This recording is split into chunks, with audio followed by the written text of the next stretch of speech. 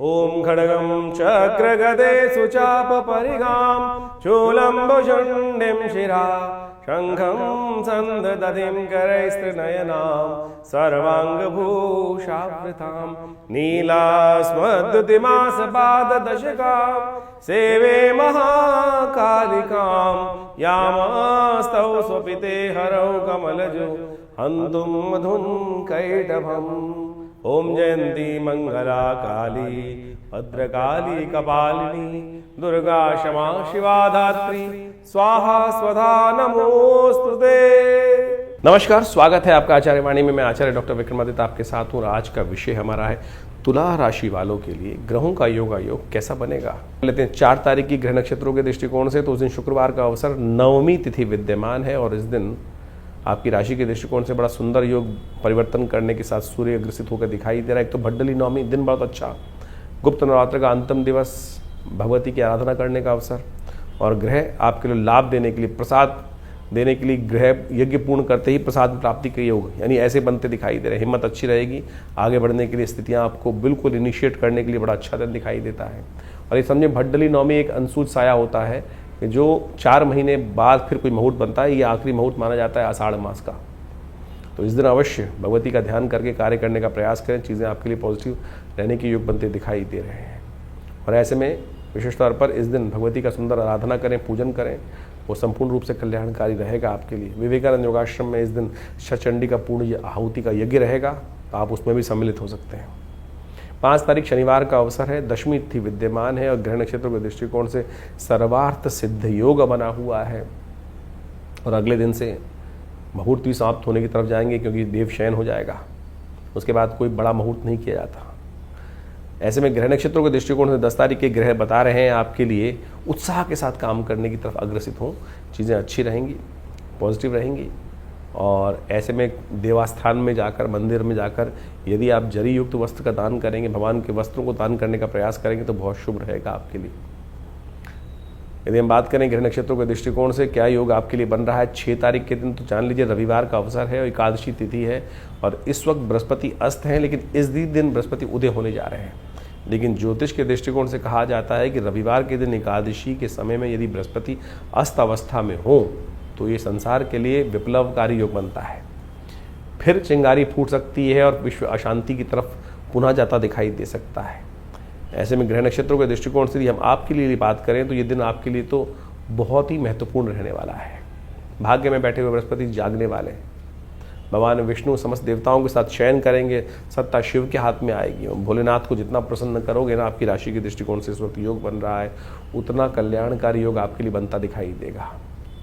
इसलिए नित्यपति भगवान शिव का ध्यान, पूजन, रुद्राभिषेक करें और देखिए आने वाले 1 महीने में आपके लिए वारे न्यारे करने का कैसे योग बनेगा। अतिचारी बृहस्पति भाग्य में बहुत पुरजोर तरीके से आपको लाभ देने के योग बना रहे हैं। इस दिन कम से कम भगवान विष्णु का सुंदर पूजन करें, उनका चरणामृत ग्रहण करें, ओम नमो भगवते वासुदेवाय इस मंत्र का जप करें, कल्याण होगा। 7 तारीख सोमवार का अवसर, द्वादशी तिथि विद्यमान है।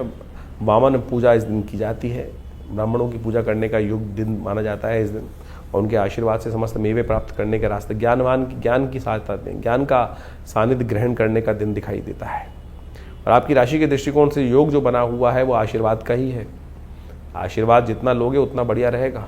विनम्र हो, माता पिता गुरुजन का आशीर्वाद लो, कल्याण होगा, चीज़ें आपकी पॉजिटिव रहेंगी। सही रूप से आशीर्वाद चाहिए, नहीं तो मन कहीं ना कहीं शंकाग्रस्त रहेगा। जब चंद्रमा कमज़ोर हो जाते हैं जिस समय, तो उस समय ज्ञान की आवश्यकता सही रूप से होती है। तो कोशिश ये करें ज्ञान का सानिध्य लेने का प्रयास करना चाहिए।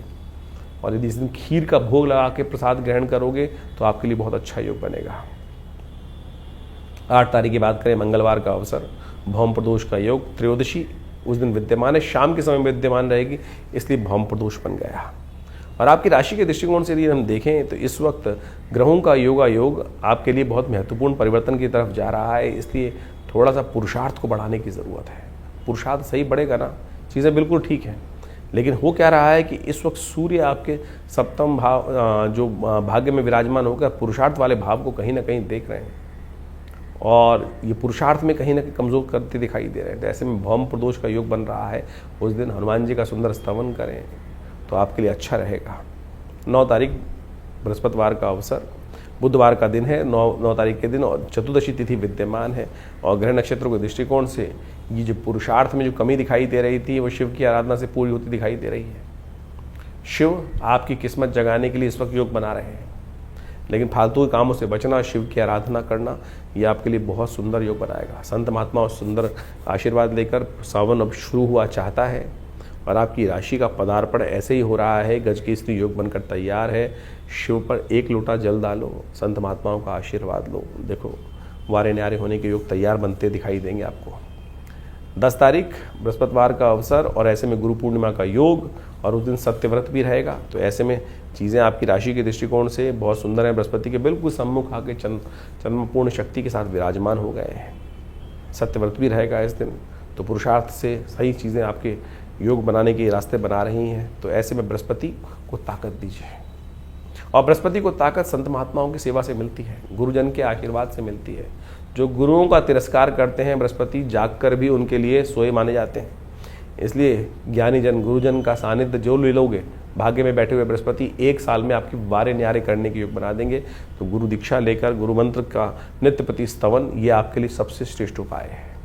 अब भगवान शिव का मंत्र यदि आपने दीक्षा में ले लिया, इस वक्त ग्रह योग ऐसे बन रहे हैं, तो आपके लिए बहुत सुंदर योग बनेगा। नित्य प्रति इसको स्तवन करें, देखना चीज़ें आपके लिए फेवर में जाने के योग बहुत तेज़ी से बनाएंगी। गोचर के दृष्टिकोण से तो दिखाई देता है, लेकिन जन्मपत्री में क्या योग बन रहे हैं उसके लिए और विवेचना अच्छे से करा लीजिए। देखिएगा बहुत महत्वपूर्ण परिवर्तन का समय है, निकल ना जाए, हाथ से ना निकलने दीजिएगा इस समय को।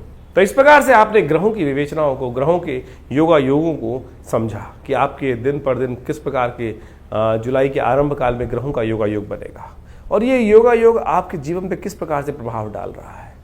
देखिए ये तो योग जो है वो हमेशा बनते आते हैं, और उन योगों का प्रभाव तो आपकी राशि के दृष्टिकोण से, आपके लग्न के दृष्टिकोण से पड़ता ही है। सबसे पहले ये हमको समझना चाहिए कि हमारी राशि मुख्य है या लग्न की राशि मुख्य है या सूर्य की राशि मुख्य है। क्योंकि सबसे ज़्यादा प्रश्न जो इस वक्त हमारे चैनल पर लोगों के द्वारा पूछे जा रहे हैं या किसी भी ज्योतिषी कार्यक्रम को देख के लोगों के मन में उठता है, वो यही है कि मैं अपनी राशि कौन सी देखूँ। देखिए मुख्यतः सबसे ज़्यादा प्रमुख राशि जो होती है जहाँ चंद्रमा विद्यमान होता है, जहाँ चंद्रमा आपकी राशि में पहुंचा हुआ है, वही राशि मुख्य मानी जाती है। गोचर के दृष्टिकोण से उस राशि का महत्व ज्योतिष के दृष्टिकोण से सबसे ज़्यादा माना जाता है। लेकिन हमारा एक ऐसा मानना है, और हमने प्रत्यक्ष रूप से ज्योतिष के अंदर देखा कि वह पूरी जन्मपत्री को कई स्वरूप में देखा जा सकता है, और उन सब चीज़ों को अच्छे से देखने के बाद फिर ज्योतिषी ही ये को देखना चाहिए कि आपके ऊपर कौन सी राशि के अनुसार से किस प्रकार से ग्रहयोग फलीभूत हो रहे हैं। कई बार चंद्र राशि फलीभूत होती है और कई बार लग्न राशि फलीभूत होती है।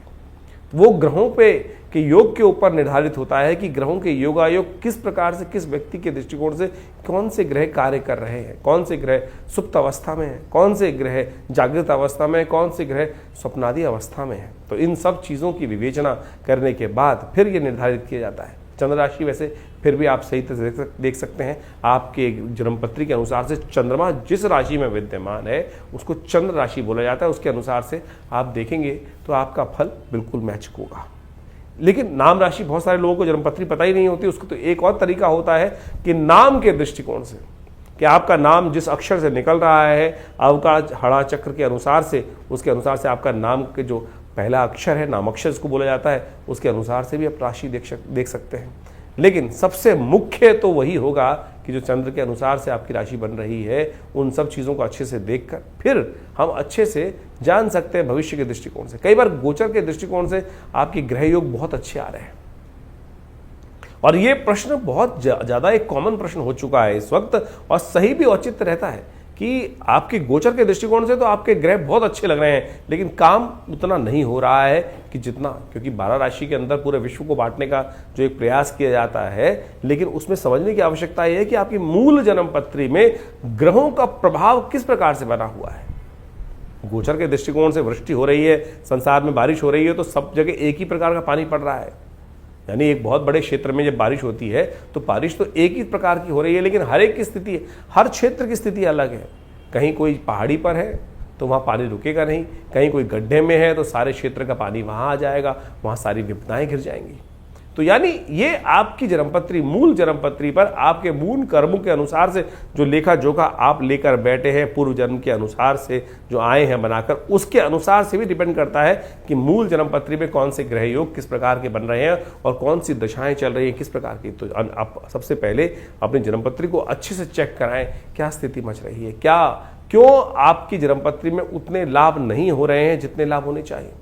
ज्योतिष एक बहुत शोध का विषय है और हमारे ऋषि मुनियों ने काल गणना को बहुत विशेष तौर पर समझकर इनकी विवेचनाएं उपस्थित करी हैं और उसी समझ का, उसी ज्ञान विज्ञान का लाभ लेते हुए ज्योतिष की जो गणनाएं हैं उनको समझकर उसके द्वारा भविष्य को समझने का जो कार्य किया जाता है वो ऐसे नहीं है।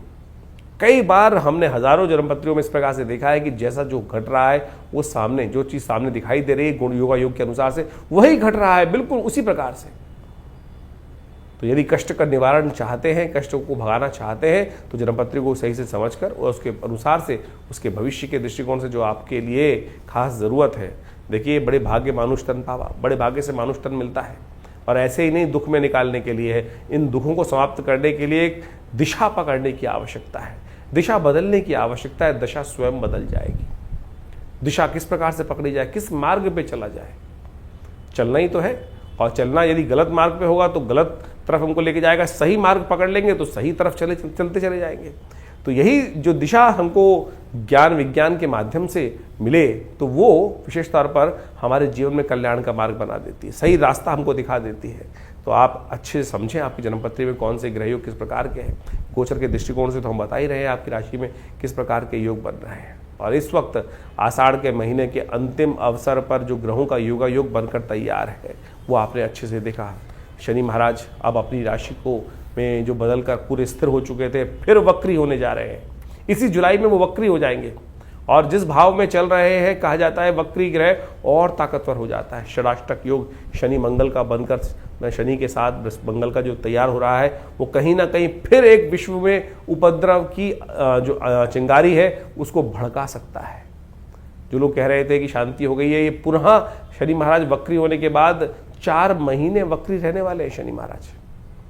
अच्छी बात यह है कि बृहस्पति उदय हो रहे हैं। बृहस्पति जो उदय हो रहे हैं वो एक बहुत अपना शामक प्रभाव, अतिचारी बृहस्पति, जैसे ही पिछले करीब करीब मई में परिवर्तन किया था उसके बाद परिवर्तन करते ही कुछ दिन बाद ही वो अस्त हो गए सूर्य के सन्निकट आने के कारण से। अब पुनः वो जागृत हो रहे हैं, उदय हो रहे हैं और अपना प्रभाव पूरी तरह से दिखाएंगे। हमने आपकी राशि के दृष्टिकोण से उस पूरे के पूरे जो रास्ता है बृहस्पति और शनि महाराज के वो सब आपके समक्ष तथ्यात्मक तौर पर रखने का प्रयास किया है, उसको आप अच्छे से समझ लें। और फिर भी कोई प्रश्न मन में यदि आ रहा हो तो चिंता ना करें, हम आपके साथ हैं। यदि आप खुद मिलना चाहते हैं आश्रम पे तो रविवार को हम मिलते ही हैं हर व्यक्ति के साथ। सुबह 8 बजे से लेकर करीब करीब जो 10 साढ़े 10 बजे तक विशेष कार्यक्रम रहते हैं। उन सब में बहुत सारे लोग आकर यज्ञ में सम्मिलित भी होते हैं, माँ भगवती का आशीर्वाद भी लेते हैं और अपने प्रश्नों का निवारण भी जान लेते हैं। और यदि बहुत दूर है तो फ़ोन पे आयुष जो आप विशेष तौर पर अपॉइंटमेंट्स का प्रोसेस है, आप फ़ोन नंबर चल रहे हैं उन पर संपर्क साध कर अपने प्रश्नों का निवारण जान सकते हैं और उस उपायों को कर आप अच्छे समस्याओं को दूर करने का योग बना सकते हैं। तो ये राशिफल हम लगातार आपके साथ रहते हैं और बहुत सारे अलग अलग जो ज्योतिष की गणनाओं के माध्यम से विभिन्न ग्रहों का परिवर्तन होता है उन सब के समस्त सिद्धांत आप तक पहुंचाने का प्रयास करते रहते हैं। तो इन सबको समझें, जीवन में सही मार्ग को पकड़ें, सत्य मार्ग को पकड़ें और फिर आगे चलने का प्रयास करें तो अच्छा रहेगा। धन्यवाद आप सबका।